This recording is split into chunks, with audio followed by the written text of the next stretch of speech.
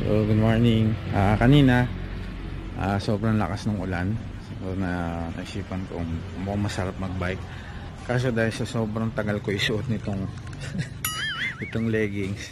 So mukhang wala na yung ulan, wala na rin yung bagyo yata. Sobrang tagal ng suot. So try ko isama kayo dito sa sana umulan para mas masarap magbike. Sama ko kayo.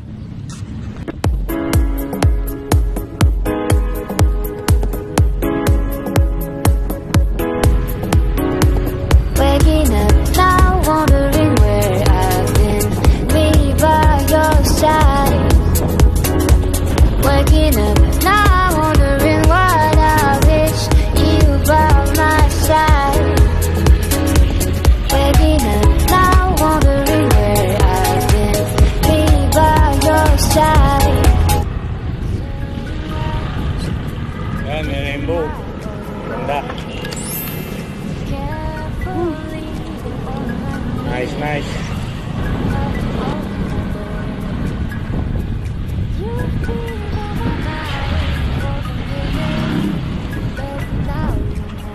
Punta tayo ngayon punta tayo ng Pampanga.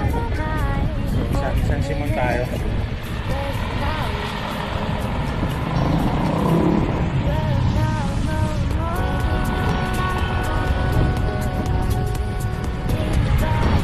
San Simon. Pag dinaretso, Candaba.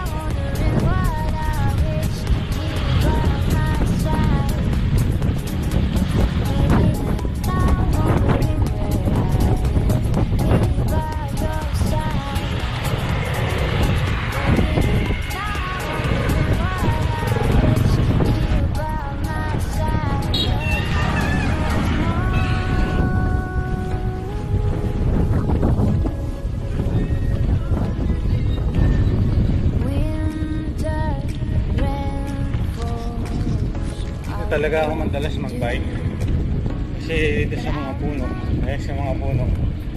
may nature. Ngayon malamig so talagang nakakaulan lang, obvious naman. Itong stretch na to from sa bahay namin mga may good 20 kilometers, so balikan at least 40.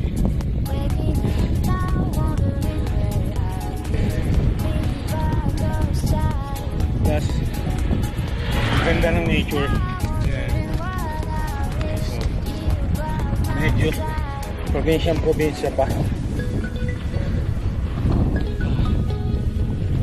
Dito rin yung mga itikan, mga balot. Dito marami.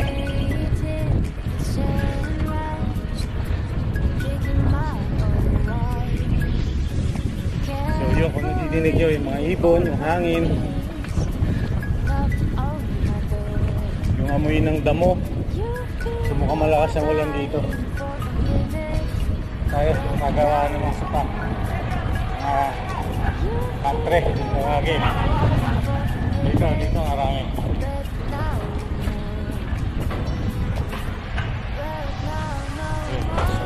Ito mga pagawaan sa country.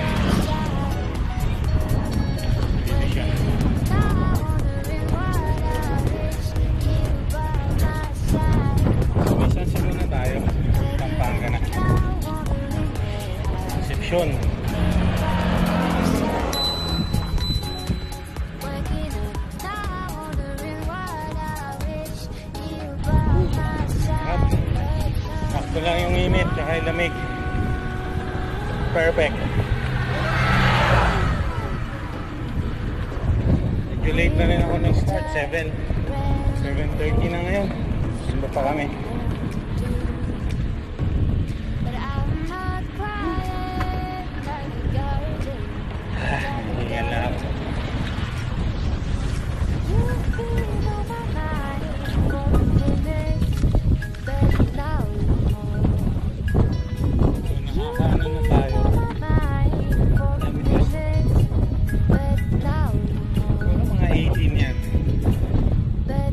Approaching tayo sa proper nila sa may palengke. Usually itong lugar na to pag umuulan, naranasan ko to, wala yung daan, bakang baha siya. So mukha siyang malaking fish pond the area na to. Maabot yung tubig hanggang dyan. Diba? Kakakuryente na sila. Poste na. So ito isa sa mga favorite spot namin dito. Ito curve dito. Relaxing tsaka scenic. Diba? Scenic. Scenery. Ayan mga dito, no?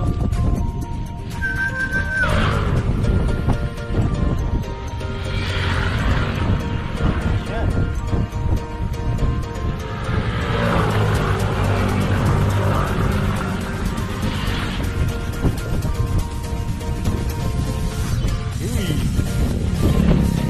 Dudulas ako.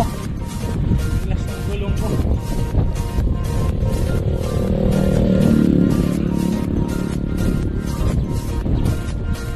Makapag-bike check kaya mamaya.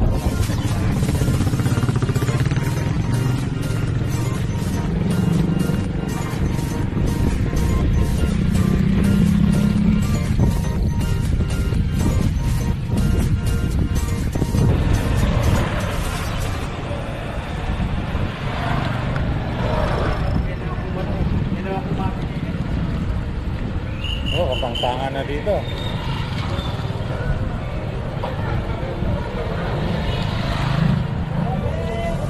Ikot na ako. Ikot na ako, daming tao. Medyo ayoko nang maraming tao.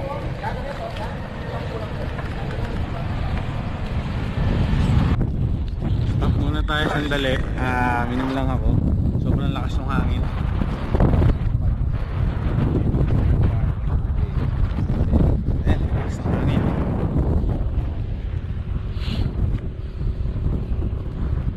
Sarap, nakaka-relax.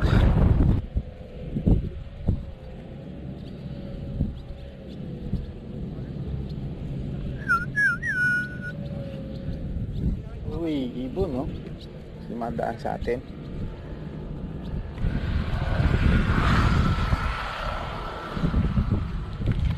So, inom lang tayo. For the meantime, pahinga muna. Hindi siya umuulan pero sarap ng hangin. Well, paulit-ulit ko na sinabi. Water break muna.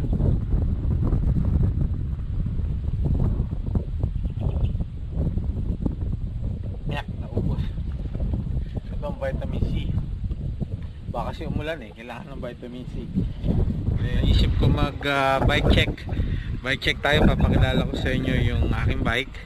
And disclaimer, hindi ito yung mga high-end. So, papakilala ko lang just for the sake of the content. Halika, pakilala ko kayo. Guys, I'd like you to meet si Ben. Pangalan na binigay namin dito is Ben. Kasi dahil guys, Ben 10. Mukha daw siyang Ben 10. So anyway, ano itsura ko. So, this is a Merida Max 100 TFS and nakuha ko siya in around 2009 na September. Technically nasa ano na siya, and mountain bike. So under siya ng mountain bike and built siya na bili. And tara, sabi ko siya kanina, itong bike rest it's not one of the parts and then it's just pakilala. So this is a built-in bike and ito siya.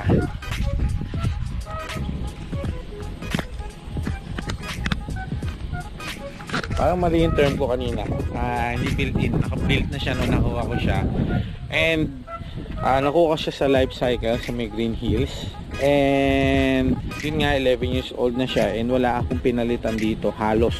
So again, halos size 22 frame, XL siya, so fit siya for me. And in order pa namin to from Germany pa, and then dumating dito, nakuha ko na kaagad. That time hindi pa uso masyado yung 29er, so nasa 26 pa rin ako and wala akong pinalitan dito. masyado. Part niya is a weapon blade. Pinalitan na natin siya. Dati siyang shock. Ngayon rigid na siya. And then itong wheel set natin is still the original one.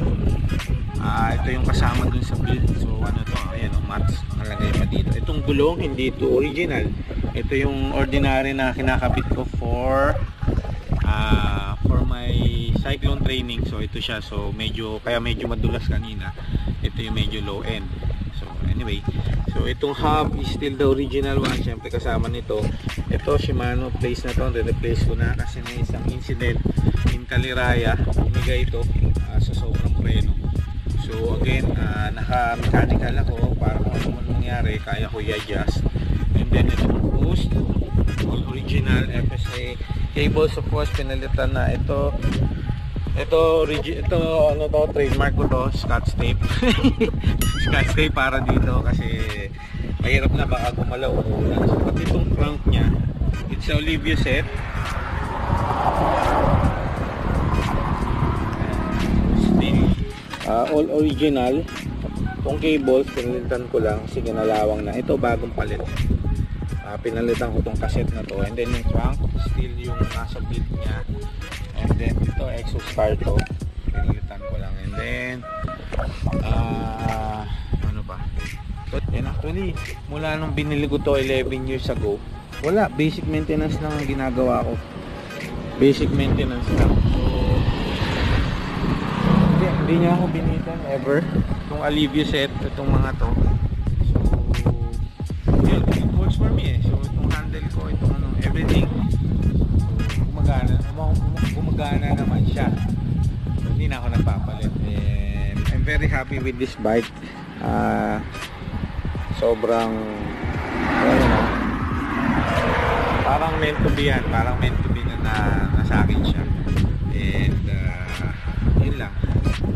Kilometer wise, wala tong halong exaggeration. Mga nasa 7,000 kilometers na to.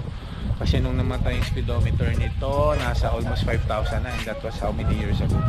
So possible itong papunta ng 10,000 kilometers. Marami na kami napuntahan. Napunta na kami ng Laguna, Caliraya, Ilocos, napunta na kami kung saan. So very reliable din itong bike na ito. But now no more waking up, now wondering where I've been. Me by your side. Waking up, now wondering what I've been. So maraming salamat sa inyong pagsama. And pauwi na tayo. Sana ako pero daming tao. So palagi naman daming tao. So I was hoping na makaligo sa ulan. Kanina. Pero dahil nga sa tagal na magsusunod ko nito, wala na yung ulan. So mukhang season na ng bike.